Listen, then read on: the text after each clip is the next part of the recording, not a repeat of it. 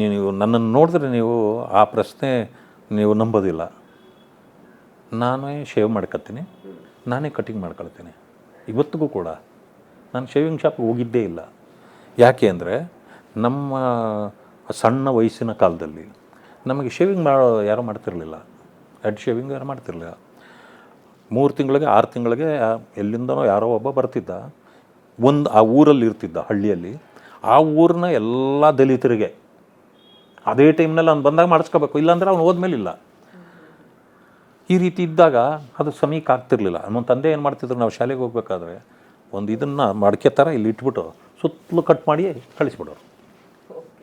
ಇದನ್ನೆಲ್ಲ ಅನುಭವಿಸಿದ್ವಿ. ಒಂದು ಸಾರಿ ಯಾವುದೋ ಒಂದು ಶೇವಿಂಗ್ ಶಾಪ್ಗೆ ಹೋದೆ ಪಕ್ಕದ ಹಳ್ಳಿಯಲ್ಲಿ. ಅವ್ನಿಗೆ ಗೊತ್ತಾಗೋಯ್ತು ನಾನು ಯಾರು ಅಂತ. ಅವ ಮಾಡಲ್ಲ ಅಂಥೇಳಿ ಕಳಿಸ್ಬಿಟ್ಟೆ.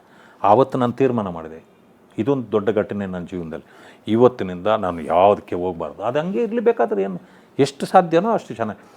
ಆವತ್ತಿಂದ ನಾನು ಪ್ರಾಕ್ಟೀಸ್ ಮಾಡಿ ಮಾಡಿ ಮಾಡಿ ಇವತ್ತು ನಾನೇ ಶೇವಿಂಗ್ ಮಾಡ್ಕೊಳ್ತೀನಿ, ನಾನೇ ಕಟಿಂಗ್ ಮಾಡ್ಕೊಳ್ತೀನಿ. ಏನಿಲ್ಲ, ಇವತ್ತು ನಾನೇ ಮಾಡ್ಕೊಳ್ತೀನಿ, ಹೋಗೋದೇ ಇಲ್ಲ ಎಲ್ಲೂ.